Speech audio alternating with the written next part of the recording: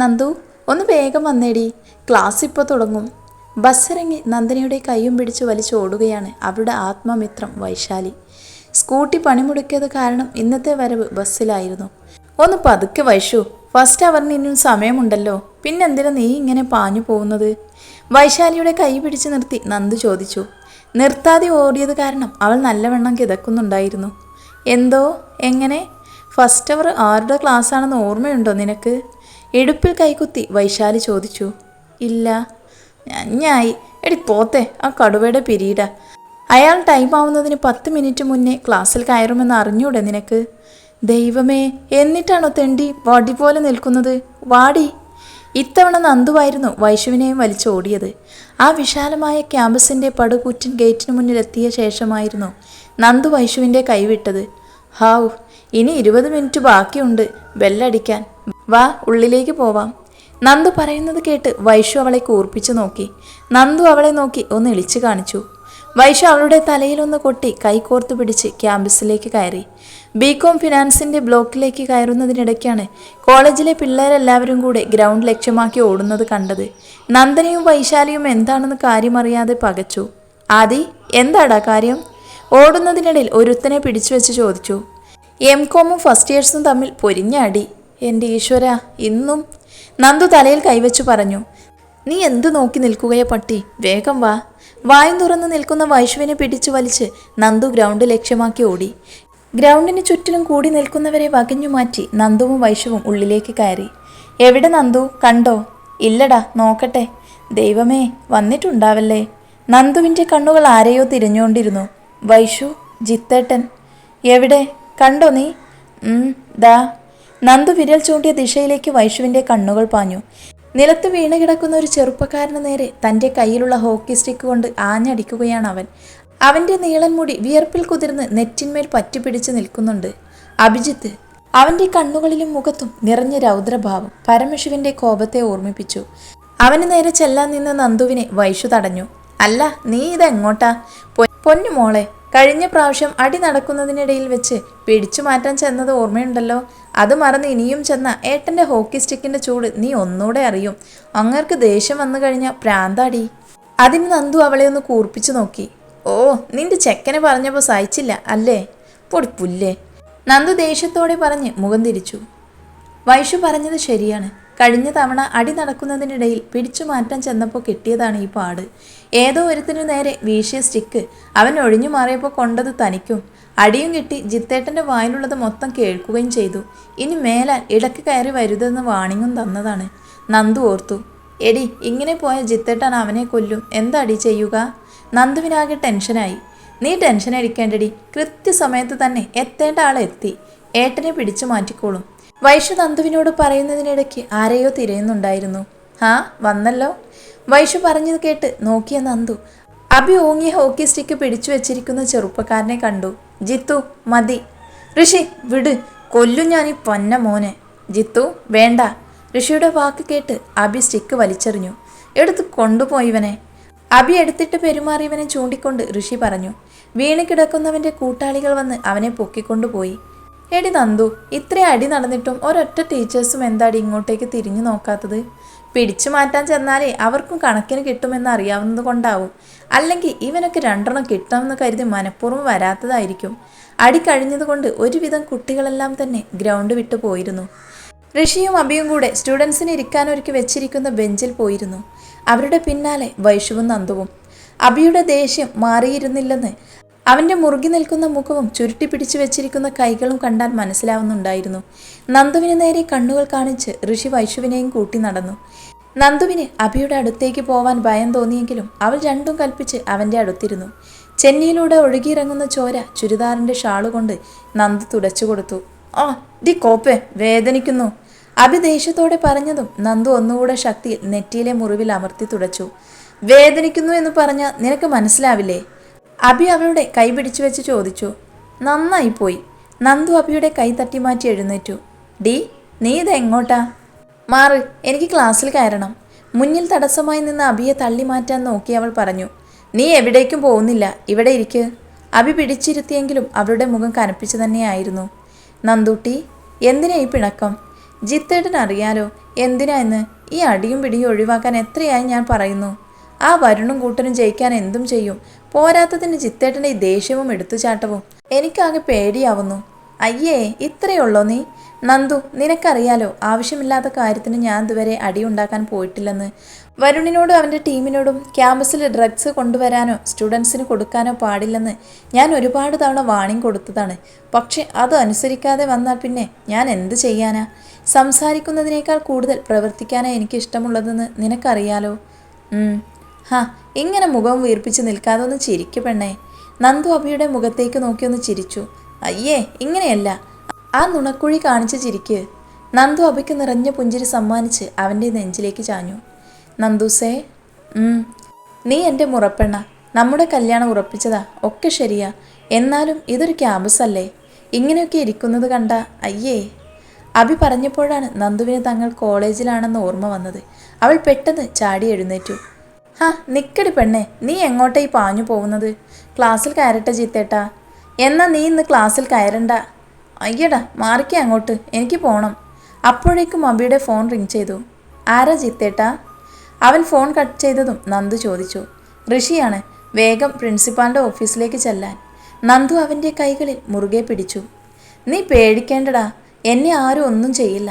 ഏറിപ്പോയ ഒരു 10 ദിവസത്തേക്ക് സസ്പെൻഷൻ ഉണ്ടാകും. അല്ലാതെ എനിക്കെതിരെ കേസ് കൊടുത്താൽ കുടുങ്ങുക അവനായിരിക്കും. അവന് പൂട്ടാനുള്ള തെളിവൊക്കെ ഞാൻ ഉണ്ടാക്കി വെച്ചിട്ടുണ്ട്. നന്ദുവിൻ്റെ തലയിൽ കൊട്ടുകൊടുത്ത് അഭി എഴുന്നേറ്റു. ഓഫീസിന് മുന്നിലായി വൈഷുവും ഋഷിയും നിൽക്കുന്നുണ്ടായിരുന്നു. അഭി നന്ദുവിൻ്റെ കൈപിടിച്ച് വരുന്നത് കണ്ട് വൈഷു ഒന്ന് ആക്കി ചിരിച്ചു. അവളെ ഒന്ന് നോക്കി ഇളിച്ചു കാണിച്ച് അഭി ഋഷിയെയും കൂട്ടി കുറച്ചു മാറി നിന്നു. അല്ല നന്ദു, ഇനി നമ്മൾ എങ്ങനെ ക്ലാസ്സിൽ കയറും? ആ കടുവ വറുത്തെടുക്കും നമ്മളെ. ഇനി അടുത്ത പീരീഡ് എങ്ങാനും കയറാം. എന്തായാലും നാളെ അങ്ങേരുടെ ഇര നമ്മളായിരിക്കും. കർത്താവേ, കാത്തോളണേ. ഇവളെ കൂടെ എന്നെയും കാത്തോളണേ. നന്ദുവിൻ്റെ കൂടെ വൈഷുവും കൂടി. പ്യൂൺ വന്ന് വിളിച്ചപ്പോൾ അഭി ഓഫീസിലേക്ക് കയറി. അഭി പുറത്തോട്ട് വരുന്നത് വരെ നന്ദുവിന് ടെൻഷനായിരുന്നു. അത് വൈഷുവിൻ്റെ കയ്യിൽ ചുവന്ന നിറമായി പ്രത്യക്ഷപ്പെട്ടു. നന്ദു ടെൻഷൻ കാരണം പാവം വൈഷുവിൻ്റെ പൂ പോലത്തെ കൈ ഞെരിച്ചു കളഞ്ഞു. വൈഷു വേദനിച്ച് ശബ്ദം പുറത്തു വരാതിരിക്കാൻ വേണ്ടി കയ്യിലുണ്ടായിരുന്ന ടവൽ വായിൽ തിരുകി വെച്ചതായിരുന്നു. ഇനിയും സഹിച്ചു നിൽക്കാൻ പറ്റില്ലെന്നായപ്പോൾ വൈഷു കാലുകൊണ്ടൊരു ചവിട്ട് വെച്ചെടുത്തു. പെട്ടെന്ന് കിട്ടിയ ചവിട്ട് കാരണം നന്ദുവിൻ്റെ കയ്യിലെ പിടിയയഞ്ഞതും വൈഷു കൈവലിച്ച് കുടഞ്ഞു. അപ്പോഴാണ് താൻ ഇതുവരെ ചെയ്ത പ്രവൃത്തി എന്താണെന്ന് നന്ദുവിന് മനസ്സിലായത്. നന്ദു അവളെ ഇളിച്ചു കാട്ടി പതിയെ തടവി കൊടുത്തു. കുറച്ചു സമയം കഴിഞ്ഞതും ഓഫീസിൽ നിന്നും അഭി പുറത്തേക്ക് വന്നു. എന്തായി ജിത്തു? അഭിയെ കണ്ടപാടെ ഋഷി ചോദിച്ചു. ഓ, എന്താവാൻ, 15 ദിവസത്തേക്ക് സസ്പെൻഷൻ കിട്ടി. അഭി പറഞ്ഞത് കേട്ട് നന്ദുവിൻ്റെ മുഖം വാടി. നീ എന്തിനാടാ സങ്കടപ്പെടുന്നത്? അതെന്നെ നന്ദു, നീ എന്തിനാ വിഷമിക്കുന്നത്? ഏട്ടനില്ലെങ്കിൽ മര്യാദയ്ക്ക് ചെക്കന്മാരെ വായി നോക്കി നടന്നൂടെ നമുക്ക്? വൈഷു പറഞ്ഞതും അഭി അവളുടെ ചെവിക്ക് പിടിച്ചത് ഒരുമിച്ചായിരുന്നു. ഞാൻ മാത്രം ഇവിടെ ഇല്ലാതിരിക്കൂ. ഋഷി ഇവിടെ തന്നെ കാണും. അടങ്ങി ഒതുങ്ങി നടന്നോണോ രണ്ടാളും. അല്ലെങ്കിൽ എൻ്റെ സ്വഭാവം അറിയാലോ രണ്ടാൾക്കും. ഓ, സമ്മതിച്ചേ. അഭിയുടെയും വൈഷുവിൻ്റെയും അടി കണ്ട് നന്ദു ചിരിച്ചു. അപ്പോൾ മക്കൾ പോയിരുന്ന് പഠിക്കേ. നന്ദു അഭിയെ നോക്കിയതും അഭി ആരും കാണാതെ ചുണ്ട് കൂട്ടിപ്പിടിച്ച് ഉമ്മ കൊടുക്കുന്ന പോലെ കാണിച്ചു. നന്ദു കൈമടക്കി കുത്തുന്നത് പോലെ കാണിച്ച് ക്ലാസ്സിലേക്ക് നടന്നു. അവളുടെ ചുണ്ടുകളിൽ പുഞ്ചിരി തത്തിക്കളിക്കുന്നുണ്ടായിരുന്നു. അഭി ഋഷിയോട് പറഞ്ഞ് പാർക്കിങ്ങിലേക്ക് ചെന്ന് തൻ്റെ ബുള്ളറ്റിൽ കയറി സ്റ്റാർട്ട് ചെയ്തു. പോകുന്നതിന് മുമ്പ് തിരിഞ്ഞു നോക്കിയപ്പോൾ വരാന്തയിലെ തൂണ് ചാരി തന്നെ നോക്കി നിൽക്കുന്ന നന്ദുവിനെ കണ്ട് അവനൊന്ന് ചിരിച്ചു. അവളെ നോക്കി സൈറ്റടിച്ച് ബുള്ളറ്റ് ഓടിച്ചുപോയി. നന്ദു അവൻ പോയതിൻ്റെ നിരാശയിൽ തിരിഞ്ഞു നോക്കിയപ്പോൾ കൈയും കെട്ടി തന്നെ നോക്കി നിൽക്കുന്ന വൈശാലിയെ കണ്ടത്. അവൾക്ക് നേരെ നന്ദു ഒരു വളിച്ച ചിരി ചിരിച്ചു. കെട്ടിയോനെ യാത്രയാക്കിയോ? നീ എന്താടി ഒരുമാതിരി ആക്കിയതുപോലെ സംസാരിക്കുന്നത്? അസൂയ തോന്നുന്നുണ്ടെങ്കിലേ നീയും ഒന്ന് സെറ്റാക്കടി. അയ്യേ, നമ്മൾ ഈ സിംഗിൾ പ്രസംഗമായി ജീവിച്ചോളാമേ. ഈ പ്രേമമൊന്നും നമുക്ക് സെറ്റാവില്ല കറളേ. നീ ബാ, നമുക്കേ ക്യാൻറ്റീൻ പോയി വല്ലതും അകത്താക്കാം. എനിക്ക് വിശക്കണോ? എന്തോന്നടി, ഒരു കുറ്റി പുട്ടും കടലക്കറിയും കുട്ടി വെട്ടി വിഴുങ്ങിയതല്ലേ നീ? അതൊക്കെ ദഹിച്ചു. ഈ ഇടയായി എന്താണെന്നറിയില്ല, തിന്നുന്നതൊന്നും തടിക്ക് പിടിക്കുന്നില്ല. ഒരു വൈദ്യനെ കാണിച്ച് വല്ല ലേഹ്യമോ അരിഷ്ടമോ വാങ്ങി കുടിക്കണം. പൊന്നു മോളെ, നീയൊന്നും മിണ്ടാതെ നടക്കുന്നുണ്ടോ? ഇപ്പോൾ തന്നെ വീപ്പക്കുറ്റി പോലെയാ ഉള്ളത്. എന്നിട്ട് അവളുടെ നീ ഒന്ന് പോടി. ഈ തടിയുള്ള പെൺകുട്ടികളെ കാണാൻ എന്നാ ഒരു ക്യൂട്ടാണെന്നറിയോ നിനക്ക്? നിന്നെപ്പോലെ ഈർക്കിളിക്ക് തുണിയും ചുറ്റി ഊതിയ പറക്കുന്ന ബോഡിയുമായി നടക്കുന്നവർക്കൊന്നും എൻ്റെ അത്രയും ഗ്ലാമർ കാണുമോ? വരട്ടെ, അവളുടെ ഒരു 0 സൈസ്. വൈഷു നോക്കിയപ്പോൾ നീ എന്തിൻ്റെ കുഞ്ഞ എന്ന ഭാവത്തിൽ മുഖം വെച്ച് അവളെ തന്നെ നോക്കി നിൽക്കുകയായിരുന്നു നന്ദു. ഒന്ന് വേഗം നടക്കടി പിശാശെ, എൻ്റെ പഴംപൊരി എങ്ങാൻ തീർന്ന വെച്ചേക്കില്ല നിന്നെ, ഓർത്തോ നീ. ഒരു ഞായറാഴ്ച വീട്ടിൽ വെറുതെ ഇരുന്ന് ബോറടിച്ചപ്പോൾ വൈഷുവിൻ്റെ അടുത്തേക്ക് പോകാമെന്ന് കരുതി ഇറങ്ങിയതായിരുന്നു നന്ദു. എങ്ങോട്ടാ നന്ദു പോകുന്നത്? ഞാനൊന്ന് സുമമ്മയുടെ വീട്ടിൽ പോയിട്ട് വരാം. ഇനി അങ്ങോട്ടേക്കുള്ള പോക്ക് നിർത്തിക്കോ നീ. നിൻ്റെയും അബിയുടെയും കാര്യം ഞങ്ങൾ ഏകദേശം തീരുമാനിച്ചു വെച്ചിട്ടുണ്ട്. പിന്നെ കല്യാണത്തിൻ്റെ അന്നേ അങ്ങോട്ടേക്ക് കയറാൻ പാടുള്ളൂ. ഉവ്വാ, അതുവരെ പോകുന്നതിന് കുഴപ്പമില്ലല്ലോ. അമ്മ ഋഷിയേട്ടനെ പോയി എഴുന്നേൽപ്പിക്ക്. പോത്തുപോലെ കിടന്നുറങ്ങുന്നുണ്ടാവും. അച്ഛ വരുമ്പോൾ പറഞ്ഞേക്കണേ. നന്ദു സ്കൂട്ടിയും സ്റ്റാർട്ട് ചെയ്ത് പോയി. നന്ദുവിൻ്റെ വീട്ടിൽ നിന്നും വൈഷുവിൻ്റെ വീട്ടിലേക്ക് ഒരു 10 മിനിറ്റ് പോവാനേ ദൂരമുള്ളൂ. നന്ദു സ്കൂട്ടി ആ വീടിൻ്റെ മുറ്റത്ത് പകുതിയിട്ട് ചാരിയിട്ട വാതിലിലൂടെ പമ്മി പമ്മി അകത്തേക്ക് കയറി. സുമമ്മേ! അവൾ വൈഷുവിൻ്റെയും അബിയുടെയും അമ്മയെ പുറകിൽ നിന്നും കെട്ടിപ്പിടിച്ച് വിളിച്ചു. സുമമ്മയുടെ സുന്ദരിക്കുട്ടി വന്നോ? നന്ദുവിൻ്റെ താടിയിൽ പിടിച്ച് സുമ ചോദിച്ചു. എന്താ ഇന്ന് സ്പെഷ്യൽ? അടുപ്പത്ത് ചട്ടിയിൽ സവാള വഴറ്റിയത് ഇളക്കി നോക്കി നന്ദു ചോദിച്ചു. അബി ചിക്കൻ വാങ്ങിയിട്ടുണ്ട്, അത് വെക്കുവാ. ആഹാ, ഇന്ന് ഊണും കഴിച്ചിട്ടേ ഞാൻ പോകുന്നുള്ളൂ.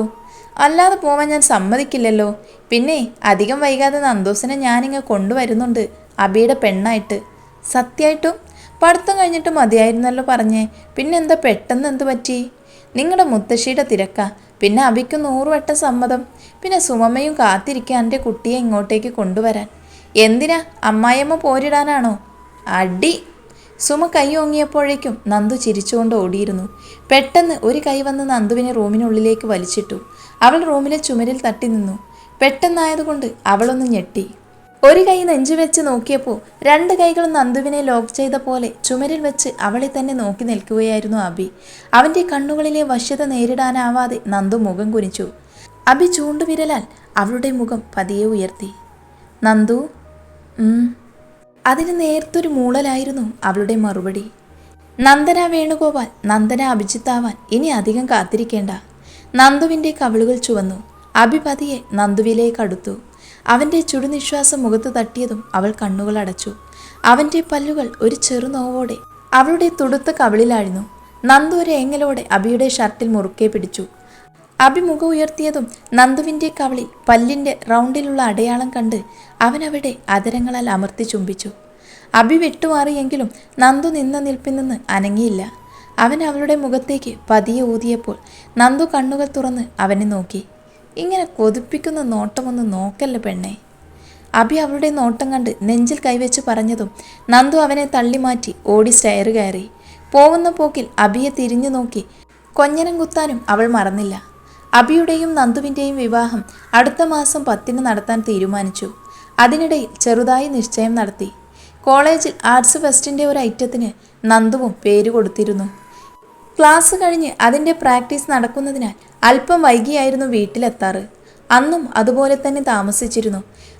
വൈഷു വന്നിട്ടില്ലാത്തതിനാൽ അവൾ ഒറ്റക്കായിരുന്നു. സ്കൂട്ടിയിൽ വീട്ടിലേക്ക് പോകുന്നതിനിടയിൽ കനത്ത മഴ പെയ്തു. വണ്ടി ഒതുക്കി നിർത്തി അവൾ അടുത്തുള്ളൊരു ബസ് സ്റ്റോപ്പിൽ കയറി നിന്നു. കുറെ നേരം നിന്നിട്ടും മഴ മാറിയില്ല. ഇരുട്ട് പരക്കാനും തുടങ്ങിയിരുന്നു. അവൾ അബിയുടെ നമ്പറിലേക്ക് വിളിച്ച് വിവരം പറഞ്ഞു. അബിയും ഋഷിയും ടൗണിലാണ്, ഒരു 15 മിനിറ്റിനുള്ളിൽ എത്താമെന്ന് അവളോട് പറഞ്ഞു. കുറച്ച് സമയം കഴിഞ്ഞതും ബസ് സ്റ്റോപ്പിനടുത്തായി ഒരു കാറ് വന്നു നിന്നു. ആദ്യം നന്ദു അബിയാണെന്ന് കരുതിയെങ്കിലും അതിൽ നിന്നിറങ്ങിയ ആളുകളെ കണ്ട് അവളുടെ ഉള്ളൊന്ന് കാളി. അന്ന് കോളേജിൽ വെച്ച് അബി അടിയുണ്ടാക്കിയ വരുണും കൂട്ടനുമായിരുന്നു അത്. അവരവളുടെ അടുത്തേക്ക് വന്നു. അവൾ പേടിയോടെ ചുമരിനടുത്തേക്ക് നീങ്ങി നിന്നു. അവൾക്ക് എന്തെന്നില്ലാത്ത ഭയം ഉള്ളിൽ വന്നു. ഹാ, ആരിത്? അഭിജിത്തിൻ്റെ പ്രാണനോ? നിന്നെ ഒറ്റക്കൊന്ന് കിട്ടാൻ നോക്കി നിൽക്കുമായിരുന്നു ഞാൻ.